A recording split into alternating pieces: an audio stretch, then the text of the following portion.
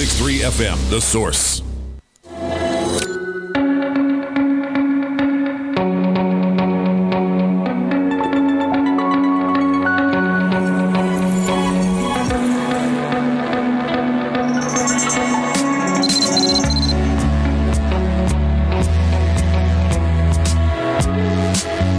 It's always fun to talk to authors with a new book, and it's especially fun when they can come into the studio, and especially fun when they've been here before, and we feel like we're friends with them. I am friends with Connie Mann on Facebook. We don't hang out. I never had coffee or anything. Although I probably have some right here, right now. Connie has impressed us in so many ways. She's a U.S. Coast Guard licensed boat captain, known as Captain Connie on Central Florida's waterways. You might know her from the Silver River Museum. I hope I'm remembering the name of the museum. She helps all of us understand the natural aspect of our community, and she's a deep thinker, too, and you know that because you read her books, right? She's got a new book called Deadly Melody. Can I brag about the book real quickly? Sure. Number 9 right now in the mystery and suspense category on Amazon. Holy mackerel, that's pretty good. We have authors with Simon & Schuster that don't even make it to there. So let me put your microphone on. Let me put your picture on there too, because I have your book cover on there right now. Where are you? Here you are, right there. There you are, Connie. Hey. Good morning. How you doing? Good morning. Thanks so much for having me. Why are you nervous when you come here? This should be like going to somebody's living room or something. I know. I'm always among friends, but I'm always afraid I'll say something really dumb that I will forever regret when I get nervous. You know what was really dumb on my part? I was listening to an interview we did with you, and I didn't read the book until after the interview, and I realized, oh my gosh, there was so much I should have asked. So I apologize for that in advance. No problem. So how are you? I'm good. I'm excited about the new book. You got to be excited about you're getting good reviews from your readers, and you're getting really good numbers. Yeah. I would think that that's exciting, right? That is very exciting. That's what every author hopes for, is you want to share your story with people and hope that they will enjoy it. And Kat is She's the heroine of this story. This is the third of the Safe Harbor series, and probably the last. Oh no! Oh, really? Yeah. Oh my! So is it possible though that Kat is the reason people keep the numbers are growing is because of Kat? A lot of people have asked for her story. That's the biggest question I got was, we want her story. What's the deal with her? Because she's sort of a shadowy character in the first 2 books, and everybody said, tell us about her. So this is her book. People have asked about Blaze's story, and I'd love to write hers. I'm just not sure yet if that'll work. But I would like to have that opportunity if I can. Well, we could see her grow up then. Yeah, Blaze. That's what I would like to see, is have a little bit of time go by and then get to tell her story. So we'll see how that goes. So how is it for you as an author, though? Do you, is it like painting the same picture over and over again? No, it was fun because by creating this world and this family, the Martinellis, I enjoyed that. And so it was like going back to spend time with friends. So there's a little bit of sad to feel like that's the end of the series. And actually, for an author, right, my brain is already in a new series, because when this book comes out, I'm already working on something else. So my brain's kind of already in another world. But I so enjoyed this world because it was very fun for me. Okay, so before I listen to this interview in the future and kick myself for not asking this question, tell us the story as much as you can in Deadly Melody. By the way, I didn't mention the name of the book is Deadly Melody. Yes, it is. Let me put the book up there again real quickly. Tell us about the story. Well, the story is the third sister, and she's the one who's been sort of a mystery throughout the other books. And so in book 2, right, Sister Eve's story, she fell in love and she's going to get married. So she asked Kat to come home and play her violin for her wedding. And Kat has avoided coming back because she's afraid of people from her past finding her. She's been on the run for 14 years. So she says, okay, I'll come in, I'll play, I'll leave again. But before she can leave, Blaze needs help because a friend of hers has been killed, and Kat keeps saying, I'm leaving in a couple of hours, I'm leaving tomorrow, I'm leaving, and tries to keep, and gets further and further drawn into it, and then runs right into Nick Stanton, our local policeman. Yeah. And he's a character unto himself. And he's a character unto himself, and so he's trying to figure out what she's hiding, she's trying to keep everybody safe, and there you go. No more. We don't learn anymore. That's it. So do you ever have run-ins with the law? No. when you're on the river, do you ever have who patrols the rivers? And not to change the subject abruptly, but it's actually under Coast Guard control, That's what I thought. but they're not out on the river because Okay. it's Coast Guard control because it leads to the ocean ultimately, right? Silver River runs into the Ocklawaha to the St. John's, out in Jacksonville goes out to the Atlantic. Mm-hmm. But occasionally we do see fish and wildlife out there, and that's really fun to see them because my new series will be fish and wildlife officers. Will be. Oh, really? Yeah, nice. I'm very excited about that. Yeah. So, all right, get back to this book, Okay. Deadly Melody. All right, you are donating some of the proceeds for a short while to what? Correct. So I spent time in the Philippines when I was in college and fell in love with the children there, especially. And so there's an organization called Lift the Lid that works with. I'm always told to put down the lid, by the way. It helps school children get an education, underprivileged children, and they work with an organization on the ground in Manila called the School in a Cart, which has a band. And they are helping... A musical band? A band. And they're Uh-huh. teaching these street children to play instruments, and they just had a battle of the bands last weekend, and it's trying to help encourage them to keep learning to stay in school, because without an education, they'll never break that poverty cycle. So I decided, since Kat's a musician, for the first week, any Yeah. royalties I make, I will donate to the School in a Cart in Manila to help with the What children is there. your connection with the Philippines? When I was in college, I was a intercultural ministries major, and so I spent 6 weeks there working with a ministry and fell in love with some of the people there. It's important to note for the listeners, this is a Christian book. It is. Yeah, and all your books are. Yes. Right? Okay. And is that a conscious decision? Do you when you're writing a story, okay, that was a dumb question. It's got to be a conscious decision. But when you're writing the story, is it hard to weave into it a Christian message? Maybe that's what I'm asking. It's never a really heavy or obvious in my stories, but because of my worldview, because I do come from a position of faith, that weaves itself into the fabric of the stories that I tell, regardless of the publisher, I think. My new series is not going to be a officially Christian series, but who I am and what I believe will still be in the story. Yeah. It's a question of degree, I think, not a question, I'm not going to change who I am or how I see the world. So my stories will reflect that always, no matter who I'm writing for. I love what you post on Facebook. I mentioned this before we went on the air, but it does apply to what you're saying right now, because you will post pictures. One of my favorites was the fog or whatever, the mist hanging over the river early in the morning. Yes. And you describe that as what now? River smoke. River smoke, which is actually steam, right? Yeah, From the river. Okay. it is. Because to me, rather than showing me a picture of the lamb chop you're going to eat, you're showing me this river that you're on, and you're showing me an appreciation for God's creation. That's what it says to me. Yes, it is. It is. And it's amazing to see, because it doesn't happen all the time.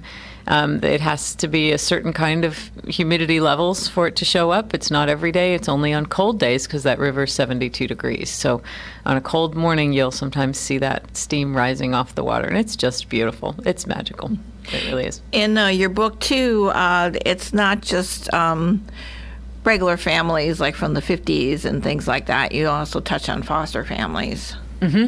Yeah, very much so. And some of the idea for that actually came from my nephew and his wife, because they are foster parents. Is that right? And they just gotta adopted the be two hard. boys. Oh, well, they that's just good. adopted two Yeah, boys. yeah. And that's been, challenging, but I love that they have open hearts and they will take them in. And it's just been a neat thing to watch. And so even though with the Martinellis, it's sort of unofficial, but they do the same thing. They opened their hearts and they took people in, even though they were hurting. And I love that. And I so appreciate anyone who does that. Yeah. And so I wanted to support that in that way. I've always wondered, how can you be a foster anything, whether you're taking care of a dog and have to give it up, or a child and have to give it up? It's like, oh my gosh.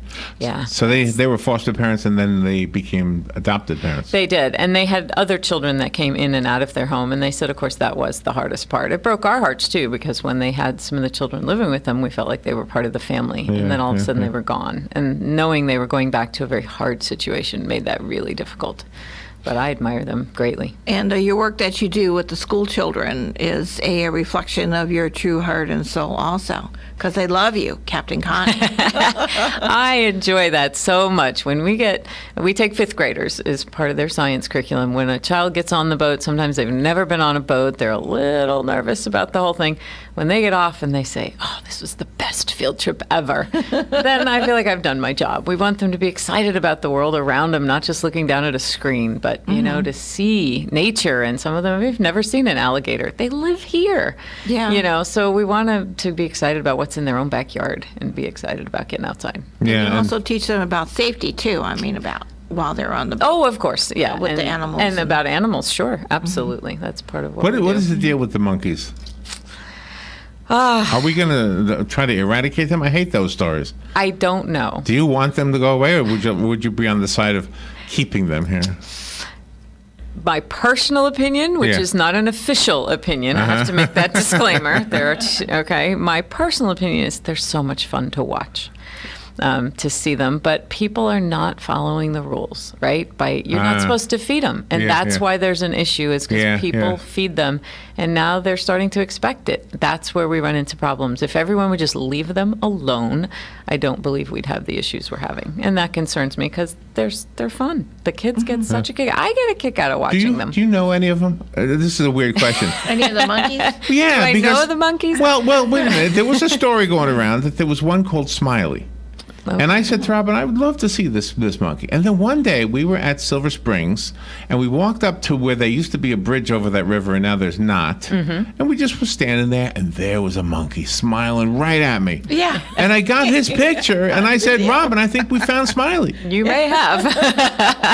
But then I read somewhere that they smile to show you to stay away. That's not a smile. That's not usually a good thing. That means when they bare their teeth at you, that's that's yeah. often a sign of But aggression. it looks like he was smiling. Mm-hmm. I could probably not.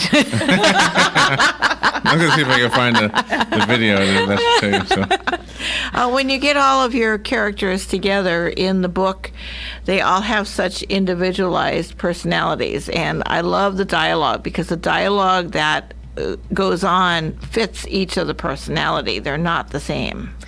That's always the goal, right? Is to try to build and create a character who is distinct and different from everyone else, so that even if it doesn't say so-and-so said and so-and-so said, the reader will know so-and-so said it because of how they say it and their personality. So it's a challenge to make them all very distinct and very different with their own goals and all of that. Here's my video. This is the video. There's your video? Did he smile? Yeah, he did. Wait a minute. I think I put a still on the video of him smiling. Wait a minute. It says, there he is. Look at. See, is that Smiley? Or is he baring his teeth? Yeah. Is he mad at me? Usually that's not a sign that they're happy. Really? He looks like he needs to brush his teeth, though. Well, I'm not going to do that. I'm not getting that close. And to some of the outbursts when you have the emotional moments in the book, the one person said, "Oh my Jesus," and I thought that was pretty amazing that you would put that in there. Well, sometimes that's what you're saying, right? I mean, that's your instinctive response is, I need help and I need it now. Yeah, right. Yeah. Because there are moments where we fully recognize we are not in charge of this and we need more help than we've got on our own. And that's often a point It is we all interesting, need to be isn't at. it? We're not supposed to take the Lord's name in vain, but in that case, we do this all the time. We say, "Oh, God, help me." And we mean it. Oh, God, help me. Exactly. Right? Exactly. That's a whole different thing. That's Yeah. not just conversation. That's, I need your help right now, pretty please. Because I'm in trouble. Yeah. Are you available in the Christian bookstores, or do they keep? Gabriel's always has books, and they are on order right now. I'm waiting for them to come in, but Marge over at Gabriel's always has them, and they are also always on Amazon in both print, ebook, and audiobook for those who like to listen to them. Is it you on the audiobook? No. They hired somebody to do them, and the same lady has done all 3 books, so that Is that right? all 3 of them are also on audio, which is very fun. Did you give an audition to? Did they narrow down the audio people, and then you you gave an audition for the flavor that you wanted? No, I did not have any say in that. That was all up to the publisher, but they did a great job. So I'm very happy with letting them take care of all of that. He's offering you a cigarette. I don't think we smoke. No, no, thank you. Deadly Melody is the book. It's written by Connie Mann, who is my friend on Facebook. We don't hang out, but she's my friend. And You sound a little bitter about that, Larry. no, it's radio junk, Connie. It's just don't even pay attention to it. This is why you're nervous, because I do stuff like that. So are you like when you say you're working on another book right now? Is it like, what is the process? This is a dumb question, or maybe a common question, but how long does it take to write a book like this? This is a long book. It is a long book.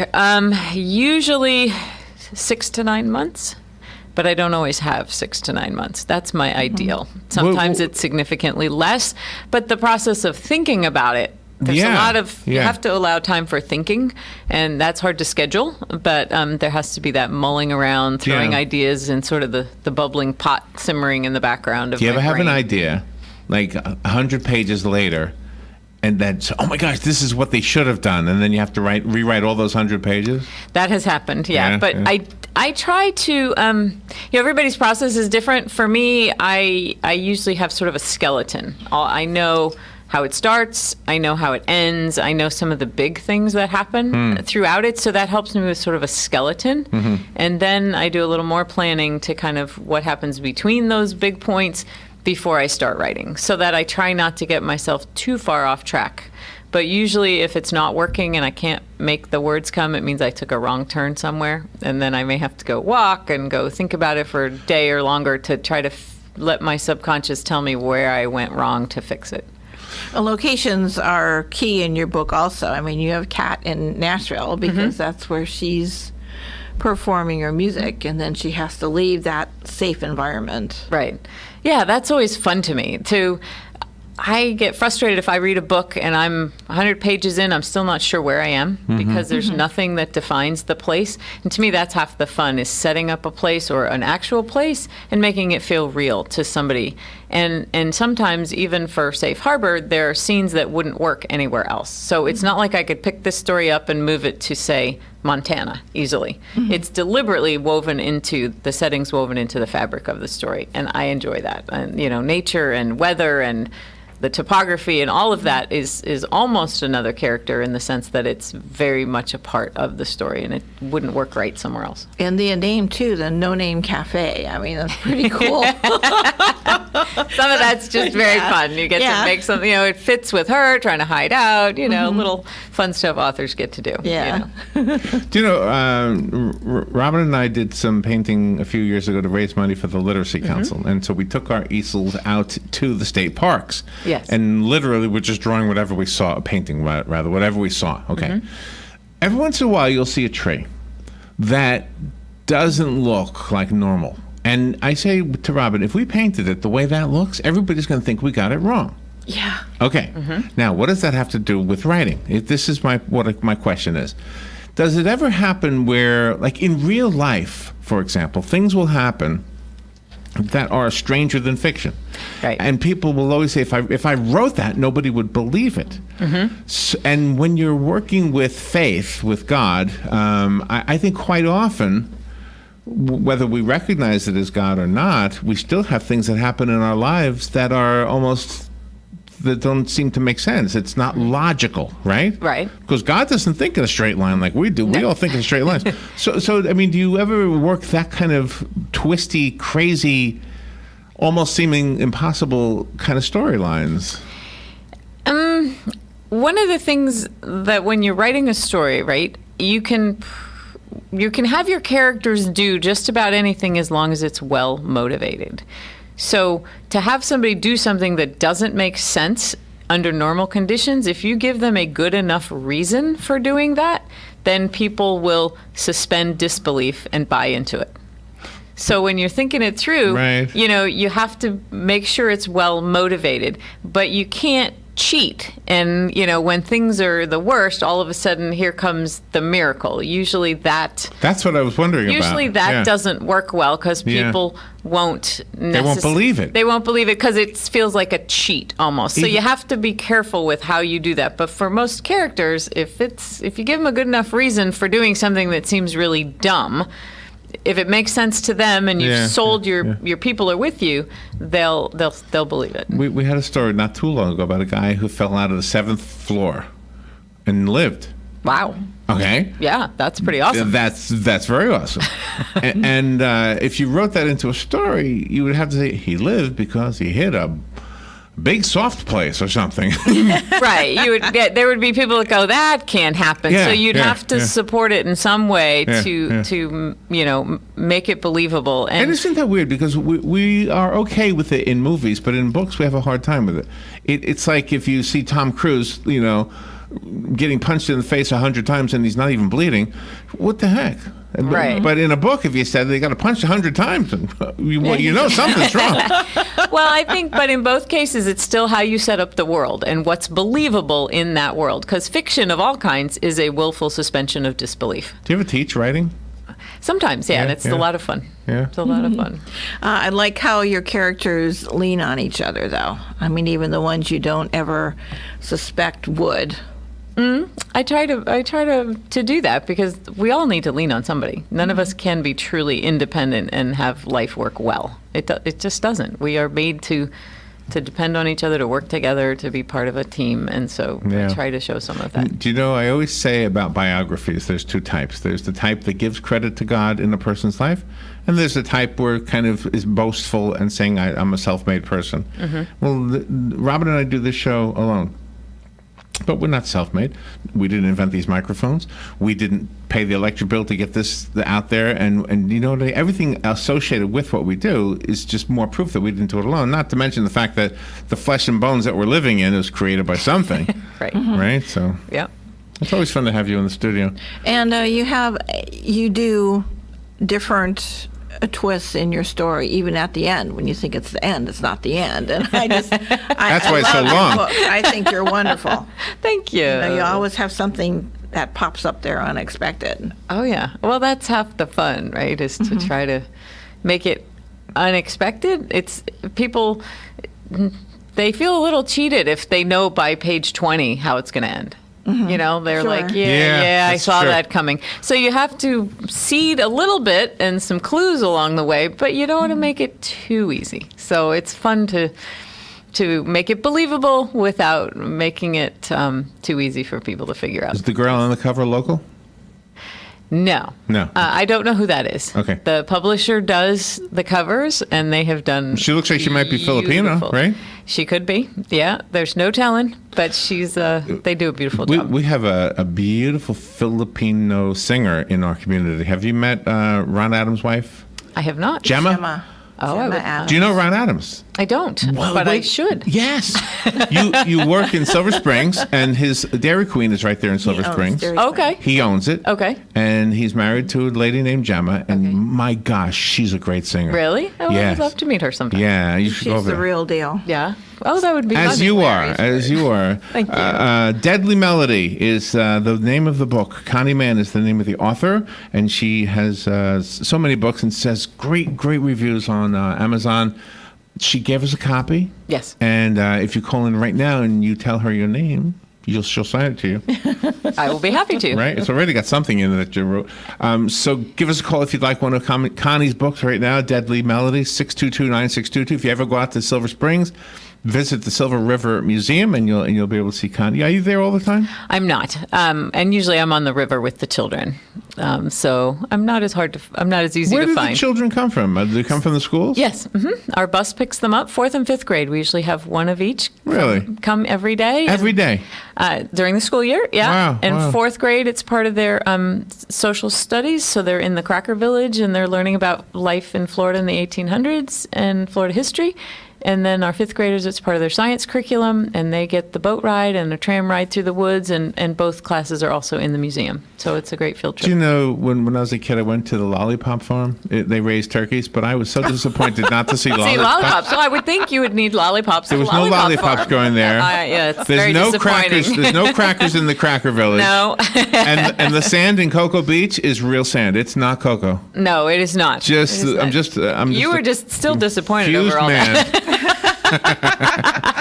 Connie, thank you for coming in. Let me give this one away. Thank you so much Here for we having go. me. Can you hear? Oh, you don't have your headset on. Oh. Put your headset on, and you'll be able to hear our caller. Good morning. You've got Connie's book. Who's this? Hey, this is Jack. Jack. Okay. Hey, storytelling? Yeah. Oh, Jack. Yeah. Jack, do you know Connie? No, I don't, but I'd like to. I'd love to hear their stories. I love that kind of stuff. All right. Well, good. Well, Jack, you know where we are, and we're going to put the book, give the book to, Robin will take it to hold on for you, okay? Okay, I'll be by there. All right. Thank you. Thank you. Thank you, Jack. Okay. Jack is a storyteller, and we know him from, he's been in the studio with Lee, by the way. Have you done this, the library thing? Lee Schwartz from the Oh, Bellevue Lee is Public Lee is Library. awesome. Okay, He okay. helps me set up all kinds of Yeah. fun stuff. And so they do these storytelling things at Fort King. Fort King, Yeah. yes. Have you Yeah. been to do that? I haven't been there yet, and my schedule had not allowed that, Oh, but my I've gosh. been invited. I heard they're wonderful. The storytellers, Jack is one of them. Oh, good. They're just so great to listen to. I'll have to get over there. Connie, thank you. You're great. Thank you we so love you, by much. the way. I'm so happy that you're my friend on Facebook. And I have a coffee right here. I had coffee with you today. Connie, do you have a website? I do. ConnieMann.com. At two N's. Connie? Two N's, yep. Two N's. Two N's in Connie and two N's in Mann. Correct. Just so you know. Yes, and all the books are also available there if you want more information. All right, we will take a little break and be right back. Thank you, Connie. We are back in a moment.